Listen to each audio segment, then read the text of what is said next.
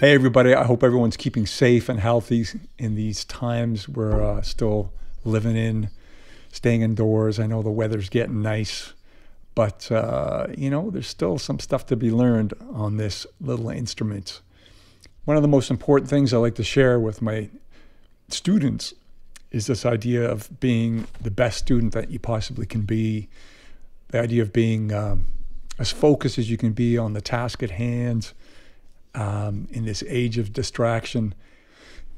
I've probably said this before, the old saying that everything you need to know is in your record collection. As soon as you can bend a note, get from one note to the next, with one bent note to the second bent note, you should start trying to learn what you hear by ear and put the pieces together. It's literally as simple as getting from one note to the next. And if you can do that with any competence, then it's just a matter of stringing more and more notes together. And transcribing to memory is by far the best way you can do that. Forget looking at a piece of paper. It's kind of cheating because you're going to learn so much when you engage sitting down and dissecting the stuff and figuring it out. And Transcribe makes quick work of it, as opposed to the old days when everyone just put the needle on the record and play it again and again and again. Now you can stretch it out, slow it down. I used to use a tape recorder to slow things down to half speed, which was an octave lower, which made it a bit tricky. This is like, it was a revelation when I discovered this software, when someone told me about it. And there's nothing out there on the market that's like this, guaranteed, in terms of its kind of logic, its functionality, just the way it works. All the thought that's gone into it, all the things you can do. And the more you work with it, you start to figure out little shortcuts for your own. They're just the way you like to work.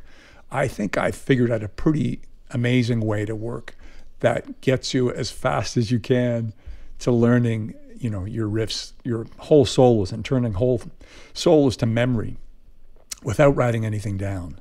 That is one of the key things that I like to stress. And tablature, as fantastic as tablature is, the only time I ever use tablature is when I am learning like a scale or a very specific pattern that I maybe want to play in a few different keys and in a few different positions. Exercises like the pentatonic scale, the dominant seventh scale, whatever. But when it comes to learning a language of the way someone is playing, you can't even write that down in a tablature.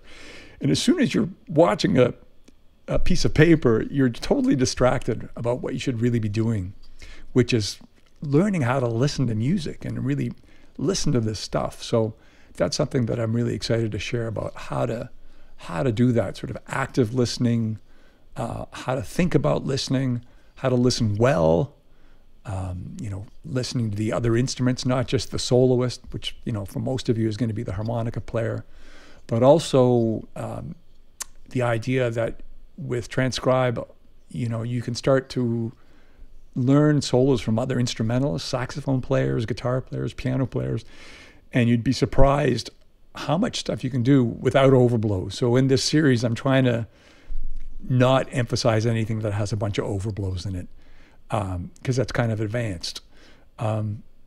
So for instance, if you start with something really simple, say the Sonny Boy riff here.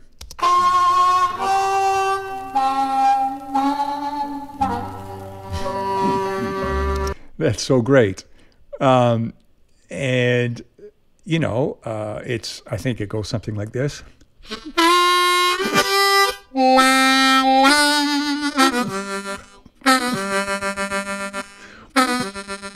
Every time I repeat it, I try to make it a little bit better. You can see, for some of you, that might be too fast, and you might slow it down a little bit.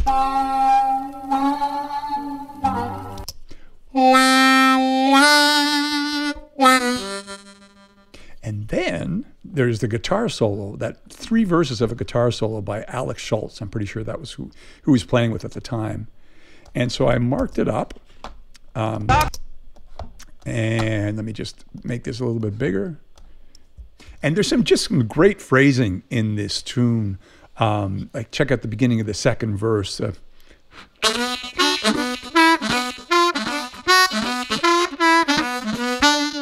It's a very structured melodic phrase, and you don't, hear a lot of harp players just thinking like that. And so listening to a good guitar solo, this guitar solo really tells a story.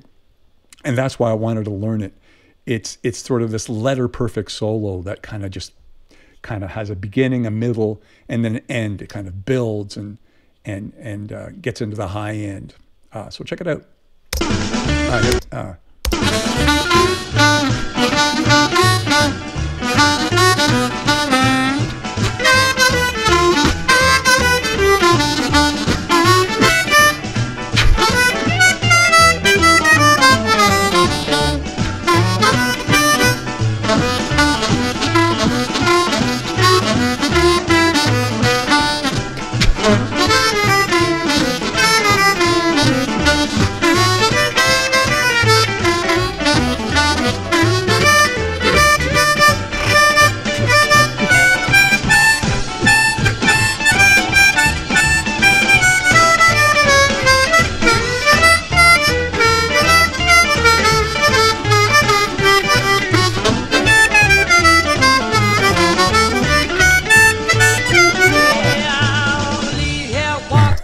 And Rod Piazza is turning into a munchkin there, 2 semitones higher. Anyway, that's the kind of stuff you can do playing, taking the time to really digest someone's phrasing, a different instrument. It's just a fantastic way to think differently.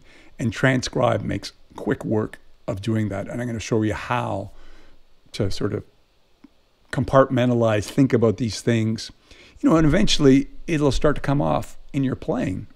You really learn the way someone phrases, whether it's a harp player, sax player, trumpet player, it doesn't matter.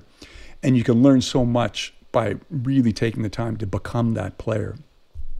All right, I hope to see everybody on Saturday, May the 30th. I'm really psyched to share this information, something I've been really passionate about doing for years. So I hope to see you there. Continue to stay healthy and stay safe in these crazy times we're living in. All right, take care.